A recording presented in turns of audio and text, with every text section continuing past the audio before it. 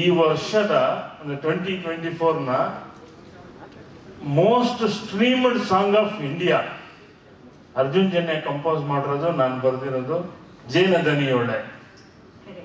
ಜಿಯೋ ಸಾವನ್ನಿಂದ ಇಡೀ ಇಂಡಿಯಾದಲ್ಲಿ most streamed ಇದು. ಅಂದ್ರೆ ಈ ಕೆಲ್ಸದ ಜೊತೆ ಯಾವ ಸಿನಿಮಾನೂ ಬಿಟ್ಟಿಲ್ಲ, ಕೆಲಸ ಮಾಡ್ತಾ ಇದ್ದಾನೆ ಅಂತ. Thank you. Thank you sir. ಇದು ಕೇವಲ ಸುಮ್ಮನೆ ಹೋಗ್ಬಿಟ್ಟು ಥಿಯೇಟರ್ ಟಿಕೆಟ್ ತಗೊಂಡು ಒಂದು ಸಿನಿಮಾ ಅಲ್ಲ. ಇದು ತಮ್ಮನ್ನ ಯಾವುದೋ ಒಂದು ಲೋಕಕ್ಕೆ ಕರ್ಕೊಂಡು ಹೋಗೋದು. ನಾನು ಹೇಳಿದೆ ಅಂತಹ ಒಂದು ದೊಡ್ಡ ವಿಷಯವನ್ನ ಇಲ್ಲಿ ನಮ್ಮ ಅರ್ಜುನ್ ಜನ್ಯ ಅವರು ತರ್ತಾ ಇದ್ದಾರೆ. ಅಂಥ ಸಿನಿಮಾಗೆ ಯಾರಾದರೂ ಹಾಡ್ಬೋದಿತ್ತು, ಆದ್ರೆ ಅವ್ರಿಗೊಂದು ಪ್ರೇರಣೆ ಶಿವನೇ ಕೊಟ್ಟೇನೋ ಬಹುಶಃ ನಾನು ಹಾಡಬೇಕು ಅಂತ ನನಗನ್ಸುತ್ತೆ. ಯಾಕಂದ್ರೆ ಈ ಕಥೆ ಆ ರೀತಿದು, ವಿಷಯ ಆ ರೀತಿದು.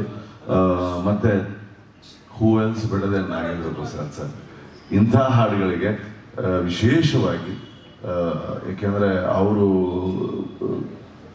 ನೀನೇ ರಾಮ ನೀನೇ ಶ್ಯಾಮ ಹಾಡುಗಳನ್ನು ಬರೆದವರು. ಆದರೆ ಇಂಥ ವಿಷಯಗಳು ಬಂದಾಗ ಅವ್ರಿಗೆ ಬಹಳ ಹಿಡಿತಾ ಇದೆ ಮತ್ತು ವಿಷಯ ಗೊತ್ತು.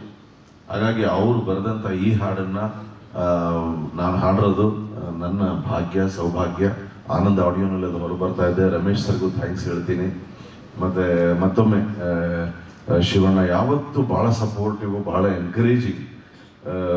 ಅವರು ಈ ರೀತಿಯಾದ ಒಂದು ಕೆಲಸ ಮಾಡಿದಾಗ ಅದಕ್ಕೆ ಭಾಳ ಒಂದು ಸ್ಫೂರ್ತಿ ಶಕ್ತಿಯನ್ನು ಕೊಡ್ತಾರೆ. Thank you Shivanna.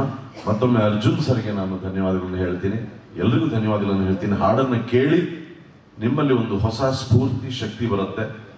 ನಿಮ್ಮ ಆಶೀರ್ವಾದವನ್ನು ನಮಗೆ ನೀಡಿ ಅಂತ ಕೇಳ್ತೇನೆ. ಬಟ್ ಈ ಸಾಂಗ್ ಅನ್ನ ಅದು ನಾವು ಏನ್ ಹೇಳ್ತೀವಿ ಅಂದ್ರೆ ಈ ತಲೆಯಲ್ಲಿ ಇಟ್ಕೊಂಡು ಈ ತರ ಬರ್ಸ್ಬೇಕು ಅನ್ನೋರು ನಮ್ಮ ಮ್ಯೂಸಿಕ್ ಮಾಂತ್ರಿಕ ಅವರು ಅರ್ಜುನ್ ಜನ್ಯ ಅವರು. ಸರ್ ಎಲ್ಲಿದ್ದೀರಾ ಸರ್? ಒಂದ್ ನಿಮಿಷ ಬನ್ನಿ ಸರ್.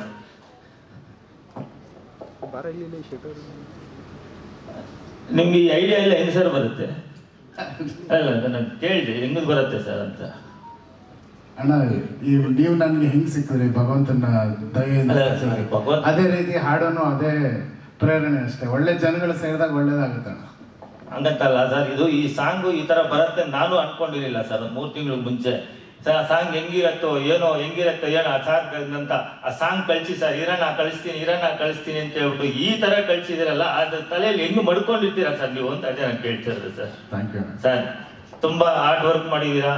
ನಮ್ಮ ಪ್ರೊಡಕ್ಷನ್ ನಿಜವಾಗ್ಲೂ ಹೇಳ್ತೀನಿ, ತುಂಬಾ ಹೆಮ್ಮೆಗೆ ಹೇಳ್ತೀನಿ. ನಮ್ಗೆ ಒಳ್ಳೆ ಡೈರೆಕ್ಟರ್ ಸಿಕ್ಕಿದ್ದಾರೆ.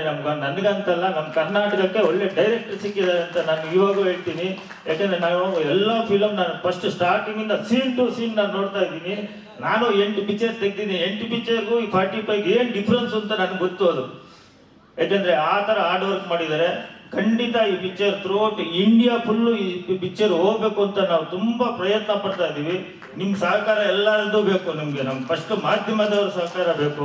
ದಯವಿಟ್ಟು ನಮ್ಗೆ ಸಪೋರ್ಟ್ ಮಾಡಿ. ಎಲ್ಲರೂ 80 ವರ್ಷದಿಂದ ಹಿಡಿದು 12 ವರ್ಷ ಹುಡುಗನವ್ರು ಕೂತ್ಕೊಂಡು ನೋಡುವಂತ ಪಿಕ್ಚರ್ ಇದು.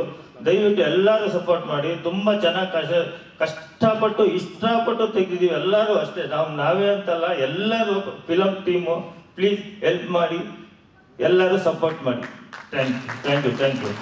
ಅಂಡ್ ಈ ಸಿನಿಮಾ ಇನ್ನು ಬಹಳಷ್ಟು ಸರ್ಪ್ರೈಸಸ್ ಇದೆ, ಮಾಡ್ತಾ ಹೋಗ್ತೀವಿ. ಮ್ಯೂಸಿಕ್ ಅಂತ ಬಂದಾಗ ನನ್ನ ಸಿನಿಮಾಗೆ ಎಷ್ಟು ಮಾಡಿದ್ರೂ ನನಗೆ ಸಮಾಧಾನನೇ ಆಗ್ತಾ ಇಲ್ಲ. ಬಟ್ ಮ್ಯಾಕ್ಸಿಮಮ್ ಟ್ರೈ ಮಾಡಿ ಡೂಯಿಂಗ್ ಇಟ್. ಇನ್ನೊಂದು ಅದ್ಭುತವಾದ ಒಂದು ವಿಷಯನ ಆದಷ್ಟು ಬೇಗ ತಿಳಿಸ್ತೀವಿ. ಒಂದು ಸರ್ಪ್ರೈಸ್ ಇದೆ.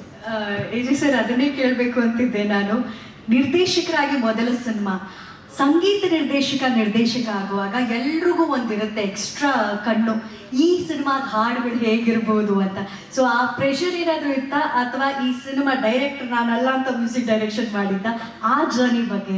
ಇಲ್ಲ ಮೇಡಮ್, ನಿಜ ಟು ಬಿ ವೆರಿ ಫ್ರಾಂಕ್, ಡೈರೆಕ್ಟರ್ನ ಮಿಸ್ ಮಾಡ್ತೀನಿ ನಾನು. ಒಂದು ಸಾಂಗ್ ಮಾಡಬೇಕಾದ್ರೆ ಒಬ್ಬ ಡೈರೆಕ್ಟರ್ ನಮ್ಮ ಜೊತೆ ಇರ್ತಾರಲ್ಲ, ಅವ್ರು ಎಷ್ಟು ಮಹತ್ವ ಅನ್ನೋದು ಈ ಸಿನಿಮಾ ನನಗೆ ಗೊತ್ತಾಗುತ್ತೆ. ಯಾಕಂದ್ರೆ ನಾನು ಮ್ಯೂಸಿಕ್ ಡೈರೆಕ್ಟ್ರಾಗಿ ಮ್ಯೂಸಿಕ್ ಮಾಡ್ತಿದ್ದೀನಿ, ಎಲ್ಲ ಓಕೆ. ನನ್ನನ್ನು ಮಾಡಿಸ್ತಾ ಇದ್ದಿದ್ದು ಡೈರೆಕ್ಟರ್ಗಳು ಪಕ್ಕದಲ್ಲಿ ಕೂತಿ. ಅವ್ರುಗಳು ಏನೋ ಒಂದು ಮಾಡೋರು. ಅಣ್ಣ ಹೇಳಿದ್ರೆ ಈ ವರ್ಷದ ಸೂಪರ್ ಹಿಟ್ ಸಾಂಗ್ ಅಂತ, ಅದು ಖಂಡಿತವಲ್ಲೂ ನಮ್ಮ ಶ್ರೀನಿವಾಸ್ ರಾಜು ಅವ್ರ ಹಿಂದೆ ಕೂತಿಲ್ಲ ಅಂದರೆ ನನಗೆ ತಲೆ ಓಡ್ತಾ ಇರಲಿಲ್ಲೇನೋ ಅನ್ನೋದು ಇವಾಗ ನನಗೆ ಗೊತ್ತಾಗ್ತದೆ. ಯಾಕಂದರೆ ನನಗೆ ಫುಲ್ ಫ್ರೀಡಮ್ ಇದೆ, ಏನು ಬೇಕಾದ್ರೂ ಮಾಡ್ಬೋದು. ಎಲ್ಲ ಮಾಡ್ಬೋದಲ್ಲ ಅಂತ ಕೂತ್ಕೊಂಡ್ರೆ ಏನು ಮಾಡಬೇಕು ಅನ್ನೋದು ಗೊತ್ತಾಗಲ್ಲ. ಬಟ್ ಖಂಡಿತವಲ್ಲೂ ಒಂದು ಒಳ್ಳೆ ಮ್ಯೂಸಿಕ್ ಅಂತೂ ಖಂಡಿತವಲ್ಲೂ ಫಿಲ್ಮಲ್ಲಿ ನೀವು ಎಕ್ಸ್ಪೆಕ್ಟ್ ಮಾಡ್ಬೋದು. ತುಂಬ ಡಿಫ್ರೆಂಟ್ ಆಗಿರುತ್ತೆ ಬ್ಯಾಕ್ಗ್ರೌಂಡ್ ಸ್ಕೋರ್ ಆಗಲಿ. ಆ್ಯಂಡ್ ಸಾಂಗ್ಸ್ ಹತ್ರ ಈ ಸಿನಿಮಾದಲ್ಲಿ ಸ್ವಲ್ಪ ಕಮ್ಮಿ ಸಾಂಗ್ಸ್ ಇದೆ, ಸ್ಕ್ರಿಪ್ಟು ಸಾಂಗ್ಸ್ನ ಕೇಳ್ತಿರ್ಲಿಲ್ಲ. This song is a background song ಫಿಲ್ಮಲ್ಲಿ. ಇನ್ನೊಂದು ಒಳ್ಳೆ ಮೆಲಡಿ ಸಾಂಗ್ ಇದೆ, ಒಂದು ಅದ್ಭುತವಾದ ಒಂದು ಪ್ರಮೋಷನಲ್ ಸಾಂಗ್ ಮಾಡ್ತೀವಿ, that will be for the masses.